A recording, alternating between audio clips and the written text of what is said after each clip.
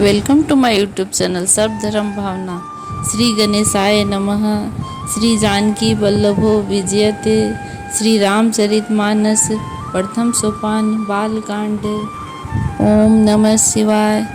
श्री गुरुचरण सरोज रज निज मन मुकुर सुधार। वरनौ रघुबर विमल जसु जो दायक फल चार। बुद्धिहीन तन जानिके सुमिरो पवन कुमार। बल बुद्धि विद्या देहु मोहि हरहु कलेश विकार। सियावर राम जय जय राम। जानि सुअवसर सिय तब पठई जनक बुलाय। चतुर सखी सुंदर सकल सादर चली लवाय। सियावर राम जय जय राम। तब सुअवसर जानकर जनक जी ने सीता जी को बुला भेजा। सब चतुर और सुंदर सखियां आदर पूर्वक उन्हें लिवा चली। सिय शोभा नहीं जाय बखानी जगदम्बिका रूप गुण खानी। उपमा सकल मोहि लघु लागी प्राकृत नारी अंग अनुरागी। रूप और गुणों की खान जगजननी जानकी जी की शोभा का वर्णन नहीं हो सकता। उनके लिए मुझे काव्य की सब उपमाएं तुच्छ लगती हैं, क्योंकि वे लौकिक स्त्रियों के अंगों से अनुराग रखने वाली अर्थात वे जगत की स्त्रियों के अंगों को दी जाती है। काव्य की उपमाएं सब त्रिगुणात्मक माइक जगत से ली गई हैं। उन्हें भगवान की स्वरूपा शक्ति श्री जानकी जी के अप्राकृतिक चिन्मय अंगों के लिए प्रयुक्त करना, उनका अपमान करना और अपने को उपहासास्पद बनाना होगा। सियवरनी तेई उपमा देई कु कभी कहाय आज सुको लेई। जो पटत रियतिय समतम सिया जग असी जुबती कहाँ कमनिया। सीता जी के वर्णन में उन्हीं उपमाओं को देकर कौन कवि कहलाए और अपयश का भागी बने। अर्थात सीता जी के लिए उन उपमाओं का प्रयोग करना सुकवि के पद से च्युत होना और अपकृति को मोल लेना है। कोई भी सुकवि ऐसी नादानी और अनुचित कार्य नहीं करेगा। यदि किसी स्त्री के साथ सीता जी की तुलना की बात की जाए तो जगत में ऐसी सुंदर युवती हैं ही कहाँ जिनकी उपमा उन्हें दी जाए। गिरा मुखर तन अर्घ भवानी रति अति दुखित अतनुपति जानी। विषबारोनी बंधु प्रिय जेहि कहिय रसासम किमि वै देहि। पृथ्वी की स्त्रियों की बात ही क्या, देवताओं की स्त्रियों को भी यदि देखा जाए तो हमारी अपेक्षा नहीं अधिक दिव्य और सुंदर है।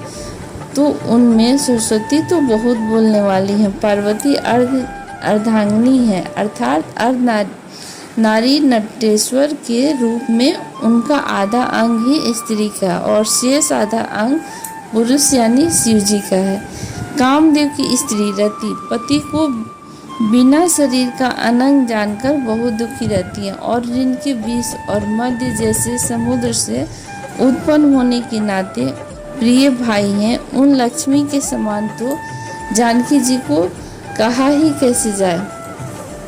जो छवि सुधा पयो निधि होई परम रूप में कच्छप सोई।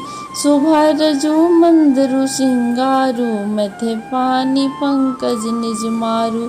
जिन लक्ष्मी की बात ऊपर कही गई है वे निकली थी खारे समुद्र से, जिनको मथने के लिए भगवान ने अति कर्कश पीठ वाले कच्छप का रूप धारण किया था। रस्सी बनाई गई महान बिस्तर वासुकी नाग की मथनी का उपकार किया गया। अतिशय कठोर मंदराचल पर्वत ने और उसे मथा और देवताओं और दैत्यों ने मिलकर जिन लक्ष्मी को अतिशय शोभा की खान और अनुपम सुंदरी कहते हैं उनको प्रकट करने में हेतु बने ये सब असुंदर और अस्वाभाविक ही कठोर उपकरण।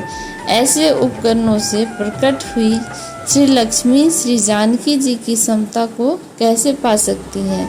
हाँ, इसके विपरीत यदि छवि रूपी अमृत का समुद्र हो, परम रूप में कच्छप हो, शोभा रूप रसी हो, श्रृंगार रस पर्वत हो और उस छवि के समुद्र को स्वयं कामदेव अपने ही कर कमल से मथे। एहि विधि उपजे लक्ष्य जप सुंदरता सुख मूल, तदपि सकोच समेत कवि कहि सिय समतोल। सियावर राम जय जय राम। इस प्रकार का संयोग होने से जब सुंदरता और सुख की मूल लक्ष्मी उत्पन्न हो तो भी कभी लोग इसे बहुत संकोच के साथ सीता जी के समान कहेंगे। जिस सुंदरता के समुद्र को कामदेव मथेगा वह सुंदरता भी प्राकृतिक लौकिक सुंदरता की होगी, क्योंकि कामदेव स्वयं भी त्रिगुणमयी प्रकृति का ही विकार है। अतः उस सुंदरता को मत कर प्रकट की गई लक्ष्मी भी उपयुक्त लक्ष्मी की अपेक्षा कहीं अधिक सुंदर और दिव्य होने पर भी प्रकृति ही। अतः उसके साथ ही जानकी जी की तुलना करना कभी के लिए बड़े संकोच की बात होगी। जिस सुंदरता से जानकी जी का दिव्य परम दिव्य विग्रह बना है, वह सुंदरता उपयुक्त सुंदरता से भिन्न अप्राकृत है। वस्तुतः लक्ष्मी जी का अप्राकृत रूप ही यही है। वह कामदेव के मथने में नहीं आ सकती और वह जानकी जी का स्वरूप ही है। अतः उनसे भिन्न नहीं और उपमा दी जा सकती और भिन्न वस्तु के साथ। इसके अतिरिक्त जानकी जी प्रकट हुई हैं स्वयं अपने महिमा से। उन्हें प्रकट करने के लिए किसी भिन्न उपकरण की अपेक्षा नहीं है। अर्थात यदि शक्ति शक्तिमान से अभिन्न अद्वैत तत्व है, अतएव अनुपमेय है। यही गूढ़ दार्शनिक तत्व भक्त शिरोमणि कवि ने इस अभूतो पाल मंगलकार के द्वारा बड़ी सुंदरता से व्यक्त किया है। चली संग लय सखी सयानी, गावत गीत मनोहर बानी। सोहनवल तनु सुंदरी नारी, जगत जननी अतुलित छवि भारी। सयानी सखियाँ सीता जी को साथ लेकर मनोहर बानी से गीत गाती हुई चली। सीता जी के नवल शरीर पर सुंदर साड़ी सुशोभित है और जगजननी की महान छवि अतुलनीय है।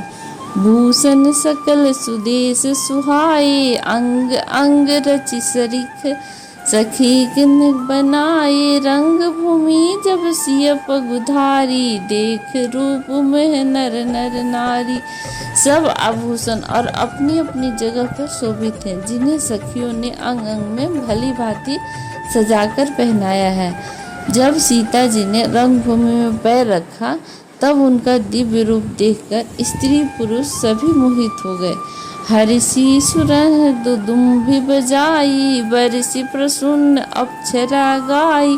पानी सरोज सोह जय माला, और चट चिते सकल भुआला। देवताओं ने हर्षित होकर नगाड़े बजाए और पुष्प बरसाकर अप्सराएं गाने लगी। सीता जी के कर कमलों में जयमाला सुशोभित है। सब राजा चकित होकर अचानक उनकी ओर देखने लगे। सिय चकित चित राम ही चाहा, भय मोह बस सब नर नाहा। मुनि समीप देखे दो भाई, लगे ललकी लोचन निधि पाई। सीता जी चकित चित्त से श्री राम जी को देखने लगी। तब सब राजा लोग मोह के वश हो गए। सीता जी ने मुनि के पास बैठे हुए दोनों भाइयों को देखा तो उनके नेत्र अपना खजाना पाकर ललचाकर वहीं श्री राम जी में जा लगे, यानी स्थिर हो गए। गुरुजन लाज समाज बड़ा, देख सिय सकुचानी। लागे बिलोकन सखिन तन, रघुबीर ही और आन सियावर राम, जय जय राम। परंतु गुरुजनों की लाज से तथा बड़े समाज को देखकर सीता जी सकुचा गई। वे श्री रामचंद्र जी को हृदय में लाकर सखियों की ओर देखने लगी। राम रूप अरसिय छवि देखे, नर नारी परिहरि निमेष, सोच ही सकल कहत सकुचाही, विभीषण विनय करी मन माही। श्री रामचंद्र जी का रूप और सीता जी की छवि देखकर स्त्री पुरुषों ने पलक मारना छोड़ दिया और सब एकटक उन्हीं को देखने लगे। सभी अपने मन में सोचते हैं पर कहते सकुचाते हैं। मन ही मन में वे विधाता से विनय करते हैं। हरु विधि वेगी जनक जड़ताई, मति हमारी असी देही सुहाई, बिनु विचार पनु तजी नर नाहु, सिय राम कर करे विवाहु। हे विधाता, जनक की मूर्ता को शीघ्र हर लीजिए और हमारी ही ऐसी सुंदर बुद्धि उन्हें दीजिए कि जिससे बिना ही विचारे किए राजा अपना प्रण छोड़कर सीता जी का विवाह राम जी से कर दे। जगु भल कहि भाव सब काहू, हट कीजे अंते उर दाहू, एहि ललसा मगन सब लोगू, बरु सांवरो जानकी जोगू। संसार उन्हें भला क्या कहेगा, क्योंकि यह बात सब किसी को अच्छी लगती है।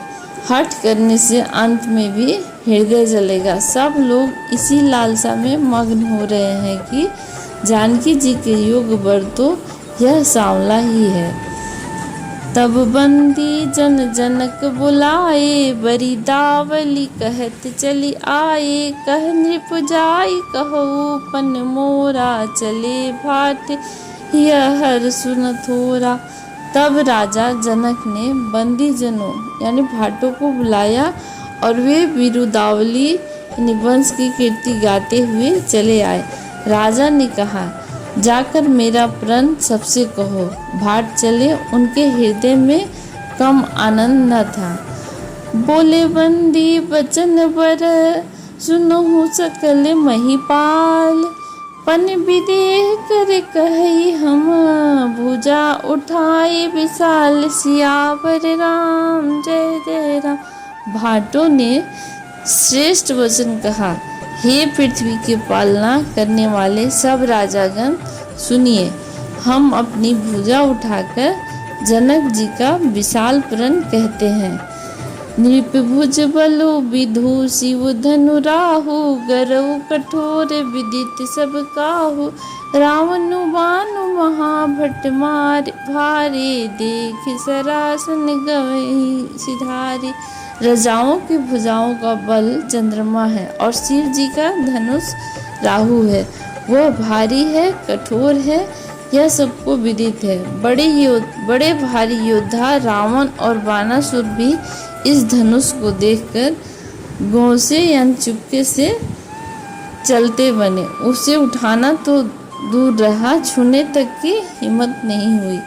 सोई पुरारी को दंडु कठोरा, राम समाज आजू जोई तोरा, त्रिभुवन जय समेत वैदेही, बिनहि विचार बरई हठितेहि। उसी शिव जी के कठोर धनुष को आज इस राज समाज में जो भी तोड़ेगा, तीनों लोगों की विजय के साथ ही उसको जानकी जी बिना किसी विचार के हठ पूर्वक वरण करेंगी। सुनिपन सकल भूप अभिलाषे, भटमानी अतिशय मन माके, परिकर बांधि उठे अकुलाई, चले इष्ट देवन सिरनाई। प्रण सुनकर सब राजा ललचा उठे। जो वीरता के अभिमानी थे वे मन में बहुत ही तमतमाए, कमर कसकर अकुला उठे और अपने इष्ट देवों को सिर नवाकर चले। तमकी ताकी तकी शिव धनु धरही, उठई न कोटि भांति बिलु करही, जिनके कछु विचार मन माही, चाप समीप महीप न चाही। वे तम कर यानी बड़े ताव से शिव जी के धनुष की ओर देखते हैं और फिर निगाह जमाकर उसे पकड़ते हैं। करोड़ों भांति से जोर लगाते हैं पर वह उठता ही नहीं। जिन राजाओं के मन में कुछ विवेक है वे धनुष के पास भी नहीं जाते। तम किधर ही धनु मूढ़ नृप, उठई न चलहि लजाए। मनहु पाई भट बाहुबलु, अधिक अधिक गौराई। करवाई सियावर राम जय जय राम। वे मूर्ख राजा तम कर यानी खिटखिटा कर धनुष को पकड़ते हैं, परंतु जब नहीं उठता तो वे लजाकर चले जाते हैं। मानो वीरों की भुजाओं का बल पाकर वह धनुष अधिक से अधिक भारी होता जाता है। भूप सहस 10 एक ही बारा, लगे उठावन तरई न तारा। डगई न शंभु सरासनु कैसे, कामी बचन सती मनु जैसे। तब 10,000 राजा एक ही बार धनुष को उठाने लगे तो भी वह उनके ताले नहीं टलता। शिव जी का वह धनुष कैसे नहीं दिखता, कैसे कामी पुरुषों के वचनों से सती का मन कभी चलायमान नहीं होता। सब नृप भय जोगु उपहासी, जैसे बिनु विराग सन्यासी। कीर्ति विजय वीरता भारी, चले चाप कर बर बसहारी। सब राजा उपहास के योग्य हो गए, जैसे वैराग्य के बिना सन्यासी उपहास के योग्य हो जाता है। कीर्ति विजय बड़ी वीरता इन सब को वे धनुष के हाथों बरबस हार कर चले गए। श्रीहट भय हारी हिय राजा, बैठे निज निज जाई समाजा। नृप ही बिलो कही जनु का कुलाने, बोले बचन रोष जनुसाने।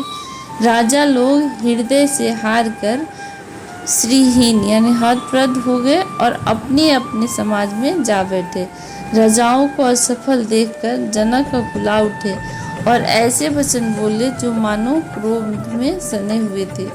दीप दीप के भूपति नाना, आए सुनिए हम जो पटुना पनुठाना। देव धनुज धरि मनुज शरीरा, विपुल वीर आए रणधीरा। मैंने जो प्रण ठाना था उसे सुनकर द्वीप द्वीप के अनेकों राजा आए। देवता और दैत्य भी मनुष्य का शरीर धारण कर आए और भी बहुत से रणधीर वीर आए। कुंवरी मनोहर विजय बड़ी, कीर्ति अति कमनीय। पाव निहार बिरंच जनु, रचिउ नदनु दमनीय। सियावर राम जय जय राम। परंतु धनुष को तोड़कर मनोहर कन्या बड़ी विजय और अत्यंत सुंदर कीर्ति को पाने वाला मानो ब्रह्मा ने किसी को रचा ही नहीं। कहु काहि यह लाभ न भावा, काहु न शंकर चाप चढ़ावा। रहु चढ़ाव तोरब भाई, तिलु भरी भूमि न सके छड़ाई। कहिए यह लाभ किसको अच्छा नहीं लगता, परंतु किसी ने भी शंकर का धनुष नहीं चढ़ाया। अरे भाई, चढ़ाना और तोड़ना तो दूर, कोई तिल भर भूमि भी छुड़ा न सका। अब जन को माखे भट मानी, वीर विहीन मही में जानी। तजहु आज निज निज गृह जाहूँ, लिखा न विधि बदे हुई विवाह। अब कोई वीरता का अभिमानी नाराज न हो, मैंने जान लिया पृथ्वी वीरों से खाली हो गई है। अब आशा छोड़कर अपने अपने घर जाओ। और ब्रह्मा ने सीता जी का विवाह लिखा ही नहीं। सुकृत जाय जो पनु परिहरहूँ, कुंवरी कुमारी रहूँ का करहूँ। जो जन देव बिनु भट भूमि जाई, तो पनु करी हो तो न हसाई। यदि मैं प्राण छोड़ता हूँ तो पुण्य जाता है, इसलिए क्या करूँ, कन्या कुंवारी ही रहे। यदि मैं जानता कि पृथ्वी वीरों से शून्य है तो प्रण करके उपहास का बात न बनता। जनक बचन सुनी सब नर नारी, देख जानकी ही भय दुखियारी। माखे लखनऊ कुटिरी भई भौवे, रद पट फरकत नयन रिसो। जनक के वचन सुनकर सभी स्त्री पुरुष जानकी की ओर देखकर दुखी हुए, परंतु लक्ष्मण जी तमतमा उठे और उनकी भौहें टेढ़ी हो गईं, ओठ फड़कने लगे और नेत्र क्रोध से लाल हो गए। कही न सकत रघुवीर डर, लगे बचन जनुबान। नाई राम पद कमल सिरु, बोले गिरा प्रमाण। सियावर राम जय जय राम। श्री रघुवीर जी के डर से कुछ कह तो सकते नहीं, पर जनक के वचन उन्हें बाण से लगे। जब न रह सके तब श्री राम जी के चरण कमलों में सिर नवाकर वे यथार्थ वचन बोले। जय श्री राम। आगे की कथा अगले एपिसोड में।